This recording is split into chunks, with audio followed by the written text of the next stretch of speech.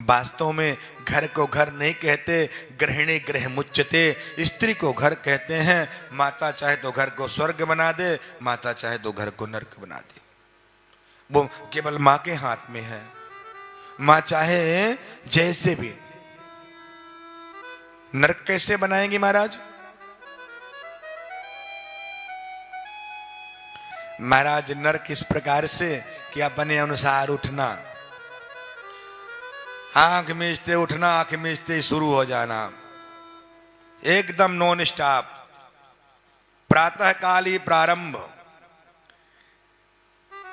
किसी बात को एक ही बात को लेकर के शुरू। पति बेचारा इधर उधर जाए कि चुप हो जाए, चुप हो जाए ना।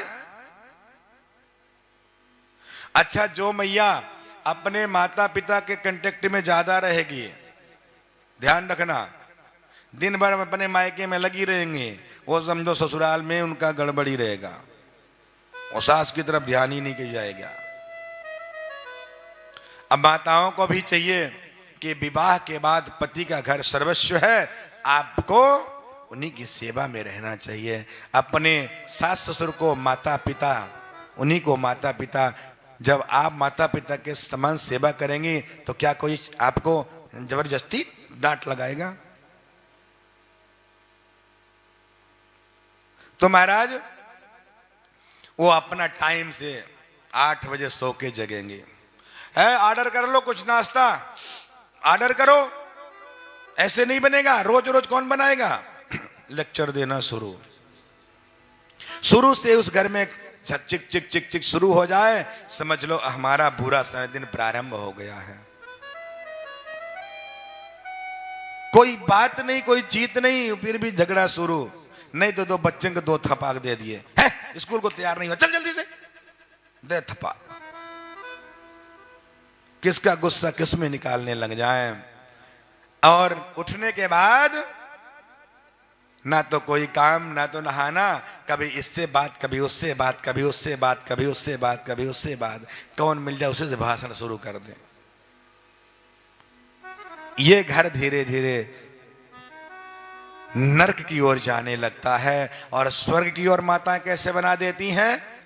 उस घर को स्वर्ग कैसे बनाती हैं? स्वर्ग ऐसे बनाती हैं कि मैया सुबह प्रातः काल उठती हैं और अपने घर में झाड़ू लगाना प्रारंभ कर देती हैं।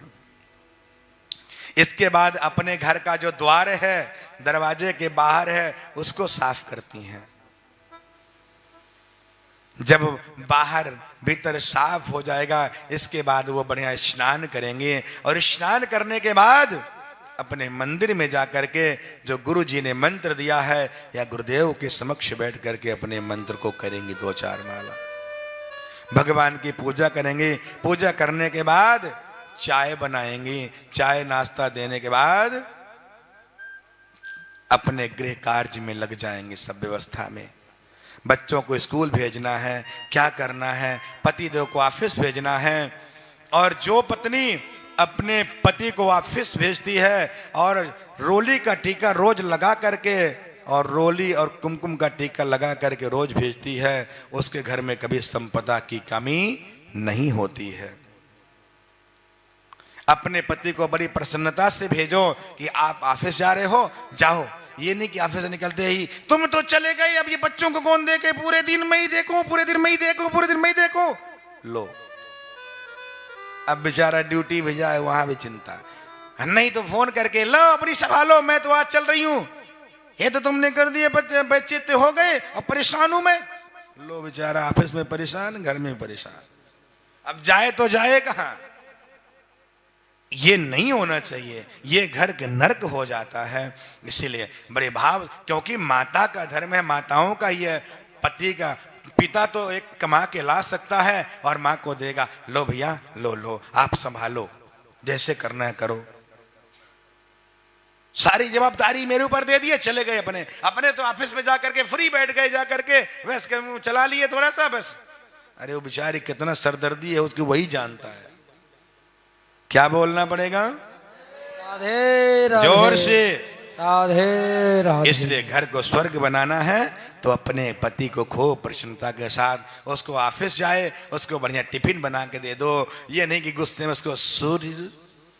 एक बार एक हमारे भक्त थे, उनकी देवी बड़ी, वो जो मन में आ जाए वही करे।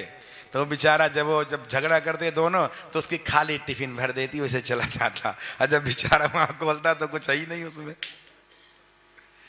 तो ऐसा नहीं करना चाहिए उन्हें। जब बेचारा जाए वहां, अब क्या करे, वहां जाए तो मुंह देखे, वहां जाए तो मुंह देखेगा। अब क्या करेगा, टिफिन के सबके सामने खोल भी नहीं सकता, टिफिन खोले तो खाली।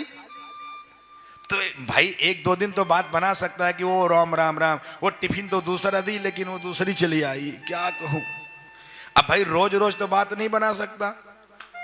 तो ये है, क्योंकि माताओं का थोड़ा हट ज्यादा हो जाता है, क्योंकि माताओं के गुस्सा हो जाए तो फिर 2-4 दिन तो समझ लो कल्याण नहीं है। इसलिए ज्यादा क्रोध नहीं करना चाहिए।